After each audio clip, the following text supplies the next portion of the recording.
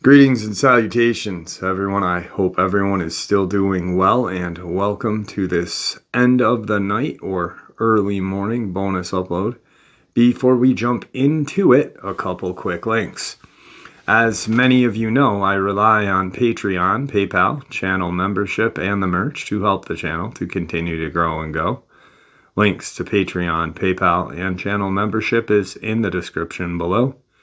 Merch displayed directly under the video. Also, Dogman Frightening Encounters, Volume 1 through 3, the audiobook versions.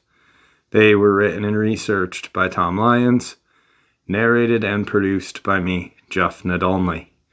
Those audiobooks, they're available on Audible, Amazon, and iTunes, links to which are also in the description as well.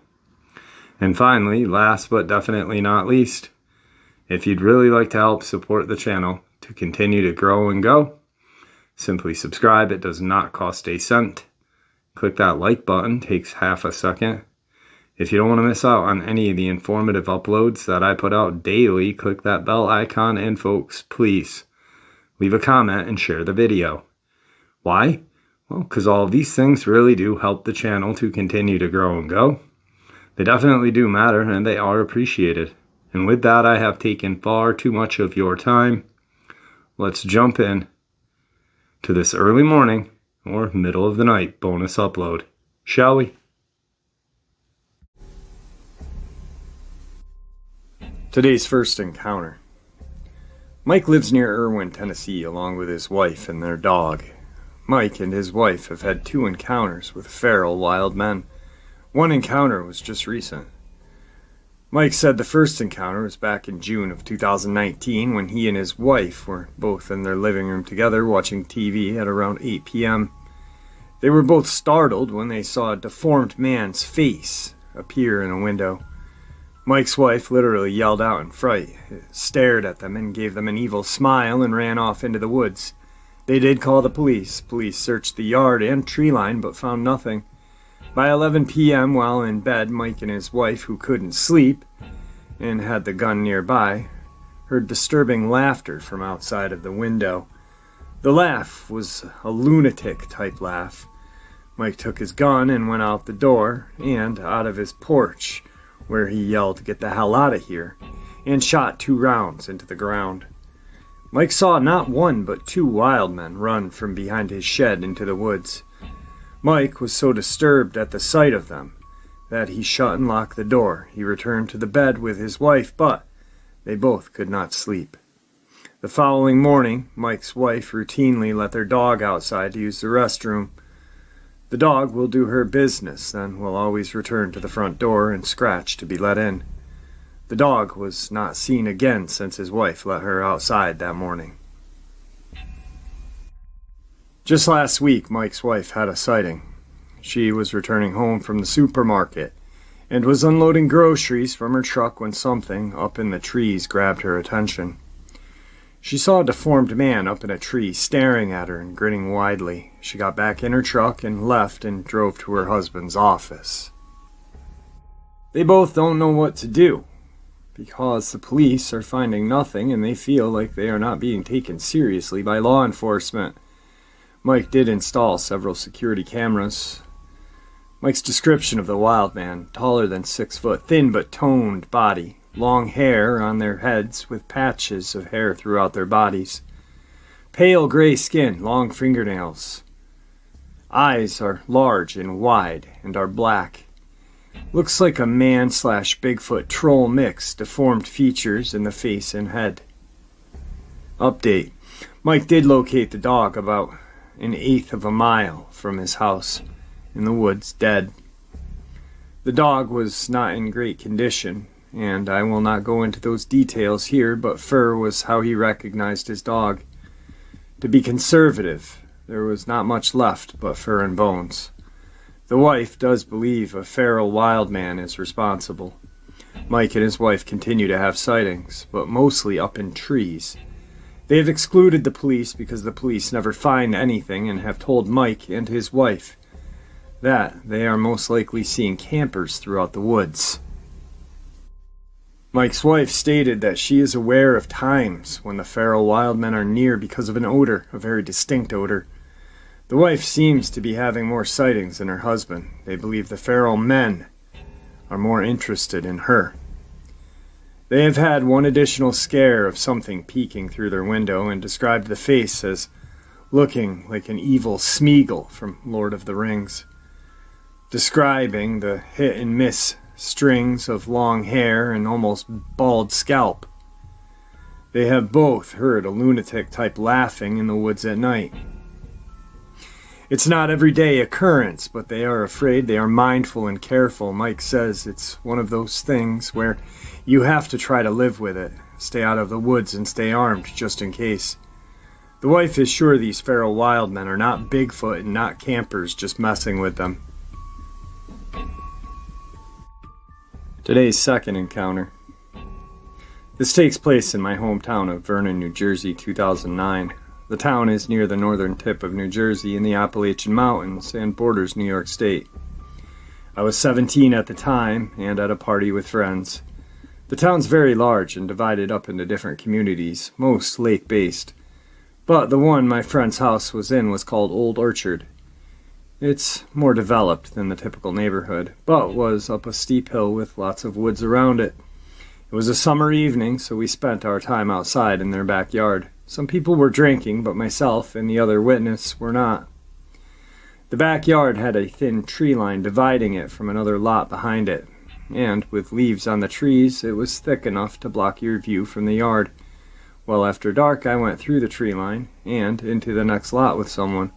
We walked a few steps through the trees and we sat down with our backs to the tree line facing the lot, which was a large upward sloping hill with a single tree in the center, maybe 100 yards from us.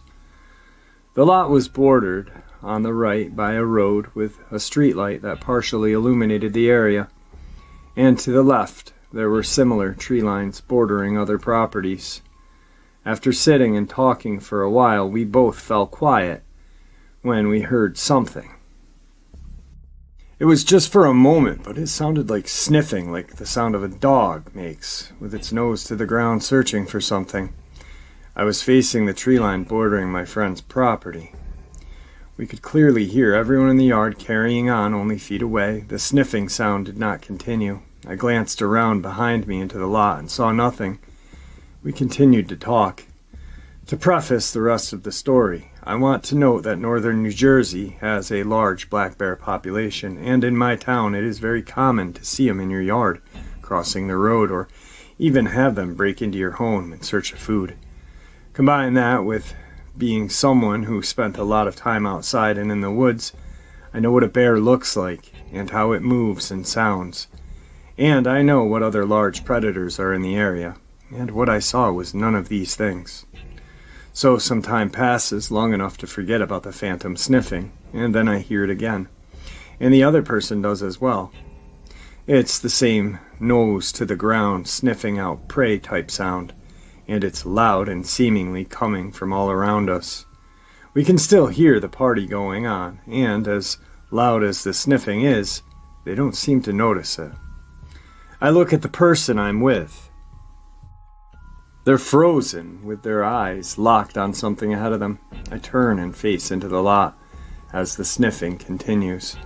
And under the tree I see a large dark outline of something. It's shaped like a bear, but larger, standing about 6 feet on all fours. Its head's down to the ground and it's sniffing around under the tree. But it still makes no sense that we would be able to hear it from all the way from where we were, let alone how loud it was. Then it moves forward, and that's when I am certain it's not an animal I am familiar with, because it puts its 2 front legs out first, and then its back legs shuffle forward in one motion like a rabbit or a kangaroo. I didn't watch for very long, but enough to see it keep shuffling forward like that for a few more times. The whole time its head is to the ground, sniffing as loud as it's breathing in our ears. Again, it was only bright enough to see the silhouette, but it appeared to have fur. I had a strong feeling that it could feel me looking at it, and if I kept watching it, it would notice me. and I did not want that to happen. The person and I locked eyes, grabbed each other's hands, and bolted back to the yard. No one else noticed. Most were too drunk to even know we were gone. It was late, and I convinced some people to go inside to the living room and sleep. Other people stayed out in the yards in the tent, but no one mentioned anything weird the next morning. We didn't tell anyone what had happened during the party, and the reason the other witness is someone, and not my friend, is because they were really just an acquaintance I met and was trying to hook up with. I never saw them again. I don't even know their last name. I want to contact them and ask them about it. And we didn't speak of it to each other while at the party either. Northern New Jersey is supposed to have Bigfoot-type cryptid called the Big Red Eye, and the Jersey Devil, of course, but I don't think this fits any. I've had a lot of paranormal experiences in my life, but this is the only cryptid type I've ever had.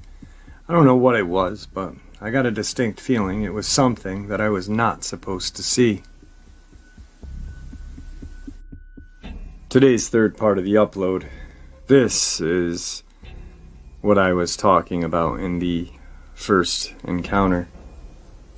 Feral humans, categorized into three basic types. First, the existence of people who have mental transformations in the woods and have entered an animal-like state, which has been documented. Second, people who have been raised from birth in the wild as feral humans in North America, specifically Appalachia. Third, people who deliberately choose this lifestyle.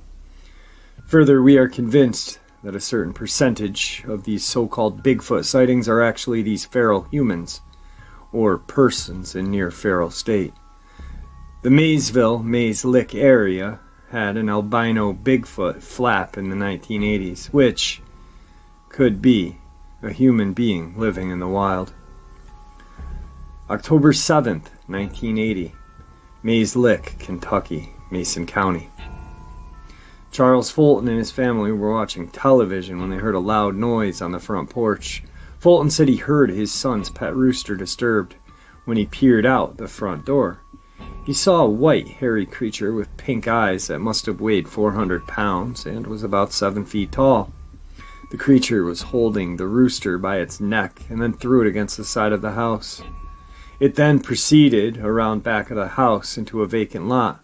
Fulton claimed to have grabbed his .22 pistol and followed the intruder, fired at the creature twice as it ran out of sight. Fulton believes that the lights coming from his porch and living room may have frightened the creature, and that is why it seemed to go on a rampage.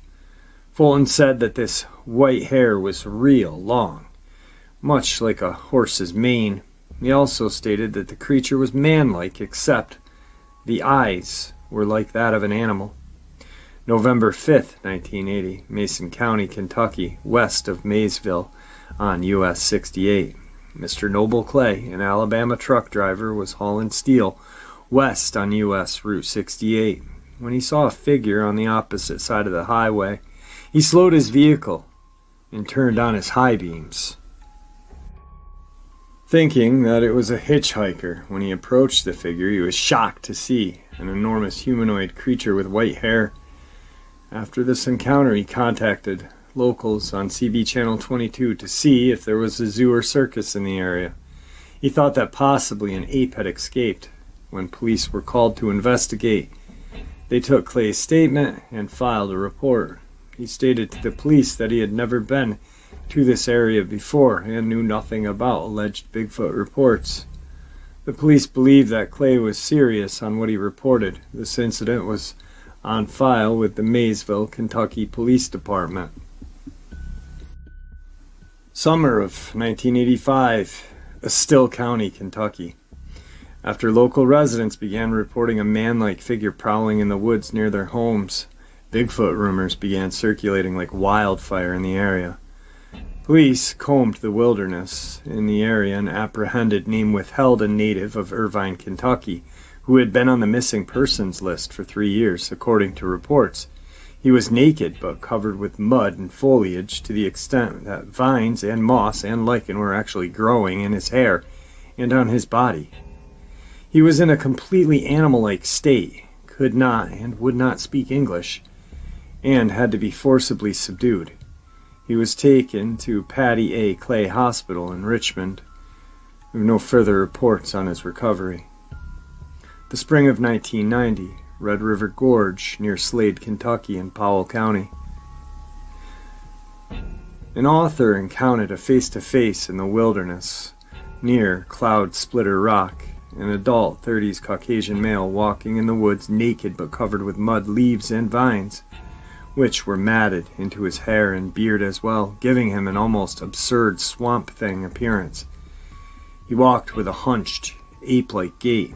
He spotted moments after I spotted him, and we stared at each other for what seemed like an eternity. Finally, he turned and fled. His eyes seemed to show some intelligence, but he was still extremely animal-like and seemingly unable to speak. I made no effort to follow him. The similarities between this case and the ones above are striking.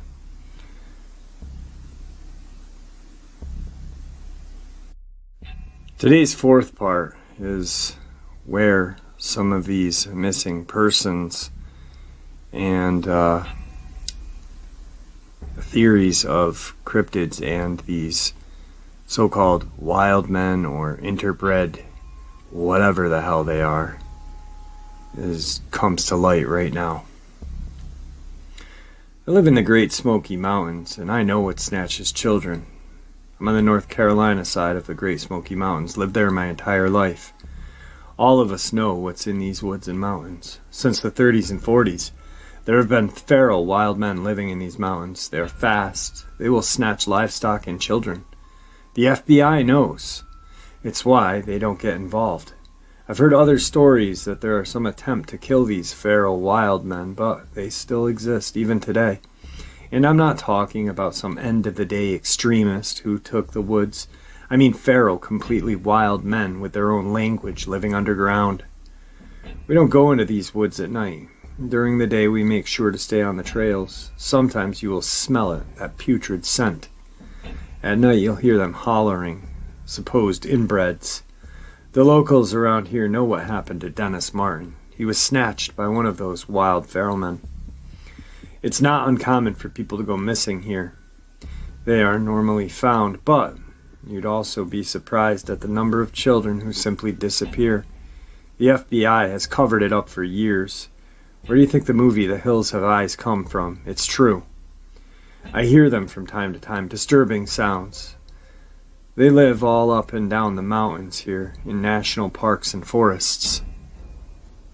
The stories that we all heard growing up about the feral wild men were told to us due to the fact that so many people would go missing in the mountains. Of course, it was a way for our parents to scare us so we wouldn't wander off too far from them or venture off into the woods alone, and Dennis Martin was used as an example. My grandfather recalls the newspapers blowing the story up in 1969, I believe. The newspapers said one thing, while TN and NC locals said another. The locals said this then, and they said this now. There are wild feral men living in these mountains. The government does know they are here, and they have made attempts to kill them off, but they have not been able to kill them all yet. Yet the population now is thought to be minimal. One of these feral wild men abducted Dennis Martin and ate him. This particular feral was spotted by a family in the woods who were in the same vicinity and stated they saw a feral trying to hide from them behind a bush and was hanging onto a small child from its back like a backpack. The feral was described as being very hairy and tall, wearing a well-worn dirty shirt. The military came and stayed for a week in the mountains, killing a handful of the feral wild men, including the one who abducted Dennis. Dennis's bones were found by the military, but this was hidden from the family and the papers. One of the agents that worked on this and was ordered into the woods to kill the feral men ended up committing suicide some years later, not being able to cope with what he had seen in those mountains all those years and after other assignments into similar incidences.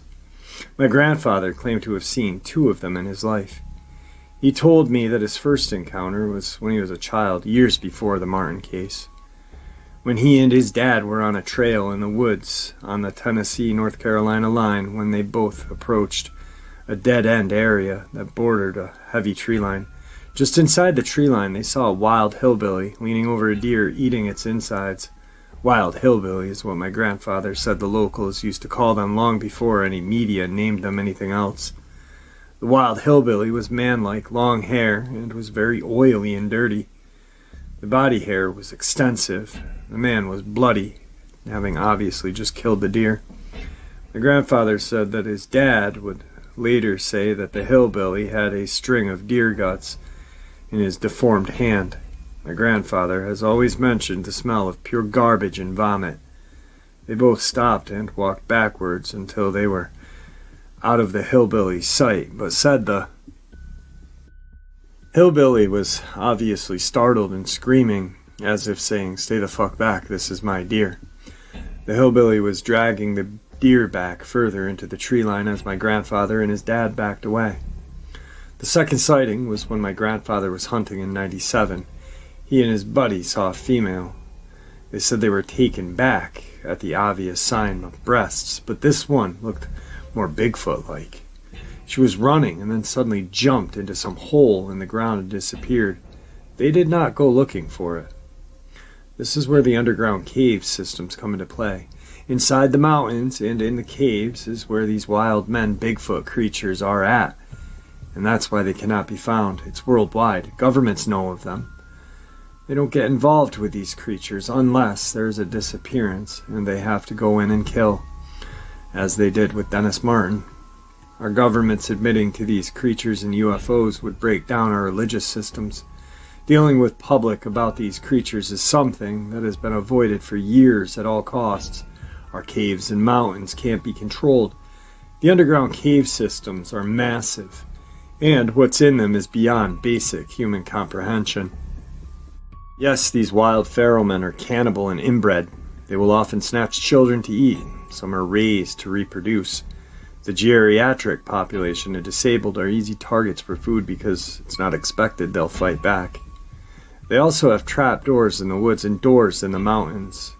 They will often steal clothing, dig in trash, take pets and farm animals.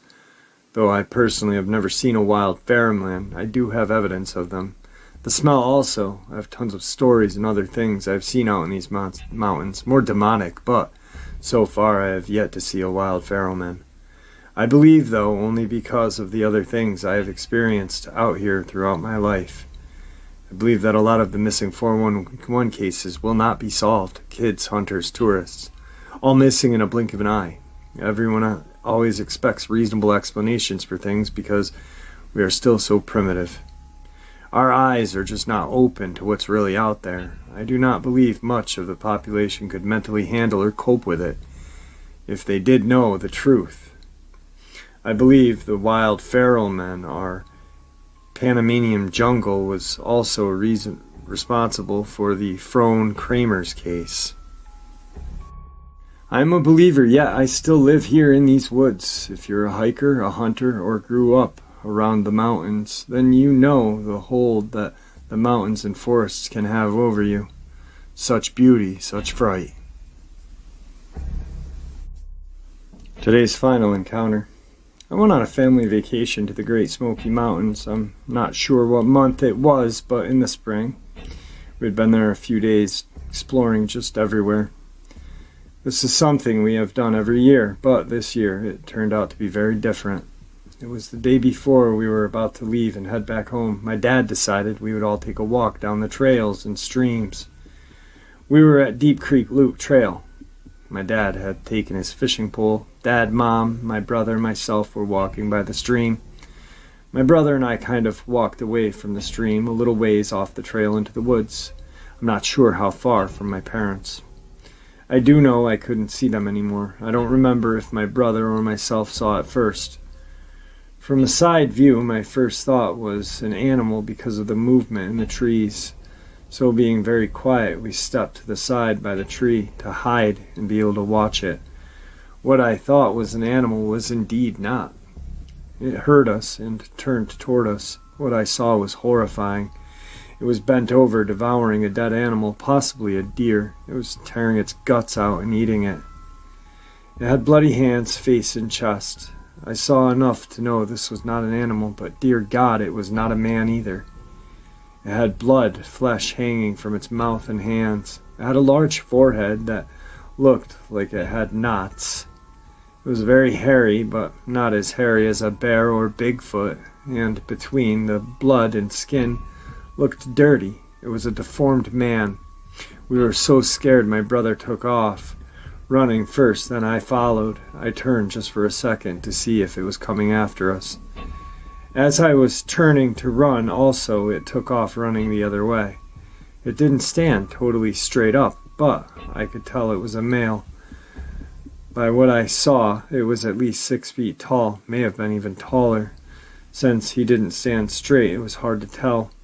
He was pretty thick, but still very skinny and deformed. What got me was how it looked like a human man and a creature mix.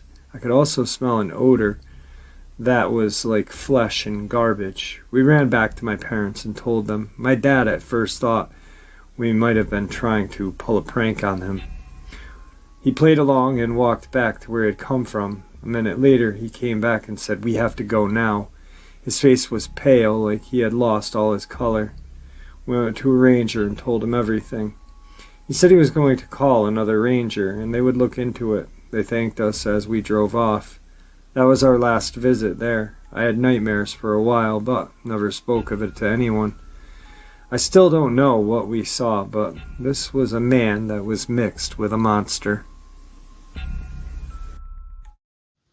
And there you have it, folks. I do hope you all enjoyed this early morning, middle of the night bonus as much as I enjoyed sharing it with you. I'd like to thank you all for supporting the channel. It is, after all, your support that helps the channel to continue to grow and go, and what gives us all a place and a chance to share our experiences and theories judgment-free. Everyone is simply treated with the respect that we deserve. With that being said, please stay safe, happy, healthy, and ever vigilant, keeping an eye on our children, pets, family, and our friends. These creatures are real. These events have happened. Share this information with those you love and care about, and it may just help save their lives someday. Until next time, never stop asking questions, never stop searching for the truth, and God bless you all.